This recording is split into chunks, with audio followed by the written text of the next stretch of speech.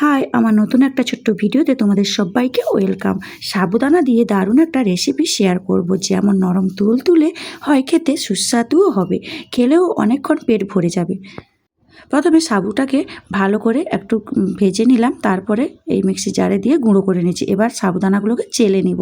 চেলে কিছুটা আলু সেদ্ধ করে রেখেছি, আলু আর নিয়েছি আদা আর দুটো কাঁচা লঙ্কা, ব্যাস এগুলোকে গ্রেট করে ওই সাবুর যে পাউডারটা করে রেখেছি ওর মধ্যে মেশাতে হবে।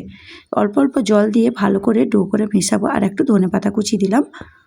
কথা দিচ্ছি, এই রেসিপিটা একবার বানিয়ে খেলে বারবার খেতে মন চাইবে। তো প্রথমে এগুলোকে দিয়ে ভালো করে কিন্তু হাতে অল্প অল্প জল দিয়ে মাখাতে হবে। তারপরে ছোটো ছোটো লেচি করে, প্রত্যেকটা লেচি যেরকম রুটি বানানো হয় সেইভাবে লেচি করে প্রত্যেকটা লেচিকে ভালো করে কিন্তু ময়দা মাখাতে হবে। না মাখালে কিন্তু হবে না, নাহলে ফেটে যাবে বেলার সময়। এবার প্রায় মাখানো হয়ে গেছে। এখন চলো, আমি এখানে কিন্তু কোনো তেল ব্যবহার করিনি। তারপরে অল্প অল্প গুঁড়ো দিয়ে রুটির মতো করে বেলে নিচ্ছি। বেলে এবার এটাকে সাইজ করার জন্য একটা টিফিনের খাপ নিয়েছি, সেটাকে ভালোভাবে বসিয়ে দেবো। আর খুব সাবধানে কিন্তু তুলতে হবে, না হলে কিন্তু ফেটে যেতে পারে। এই যে দেখতে পেলে ফেটে গেছে। এই ধনেপাতা কুচিটাকে একটু ছোটো ছোটো করে দিলে এতটা ফাটতো না। তো যাই হোক, এবার এইভাবে সাইজ করে কিন্তু প্রত্যেকটা রুটি আমি এইভাবে কেটে নেবো। আর না কাটলেও হবে, তো আমি কেটে নিচ্ছি। এই যে একটা কেটে গেল, তাই জন্য একটু হাত দিয়ে চিপে দিয়েছি।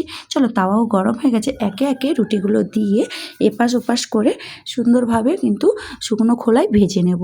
শুকনো খোলায় এপাশ এপাশ ভাজলে ভালোভাবে কিন্তু ভাজা হবে। তারপরে কিন্তু তোমরা চাইলেও তেল ব্রাশ করতে পারো, না চাইলেও এমনভাবেও খেতে পারো। তো আমি এখানে ভাবলাম প্রথমে তেল দেব না, তারপরে ভাবলাম আমাদেরকে দেখানোর জন্য একটু তেল দিয়েও দেখি। তো একটু তেল দেব, তাই জন্য প্রত্যেকটা তিনটা আমি একসঙ্গে দিয়ে দিয়েছি। যেহেতু ছোটো ছোটো করে হয়েছে, তাই জন্য তিনটা একসঙ্গে দিয়ে একসঙ্গে ভেজে নেব। তারপরে কিন্তু অল্প তেল উপর থেকে ব্রাশ করে দেব।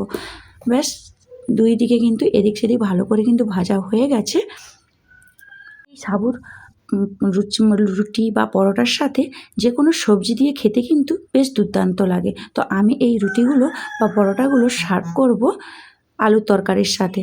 তো প্রথমে তেল দিলাম, অল্প একটু তেল দিচ্ছি, বেশি তেল লাগে না। খুব কম তেলের মধ্যে কিন্তু নরম একদম সফট হয়, খেতেও কিন্তু বেশ ভালো হয়। তো একবার হলেও বাড়িতে ট্রাই করে দেখতে পারো। আর বানিয়ে তোমরা অবশ্যই কিন্তু কমেন্টে জানিও কেমন হয়েছে।